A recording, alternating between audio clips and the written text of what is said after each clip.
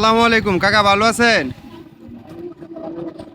এই যে ধরেন আপনার জন্য এইগুলা রুটি আর হচ্ছে 7 আপ আপনার জন্য। প্রিয় দর্শক, এই যে মুরব্বিরে দেখতেছেন, মুরব্বির দুইটা আঙ্গুল পচে গেছে। তো একটা আঙ্গুল কেটে আনছে আর একটা আঙ্গুল কাটবে।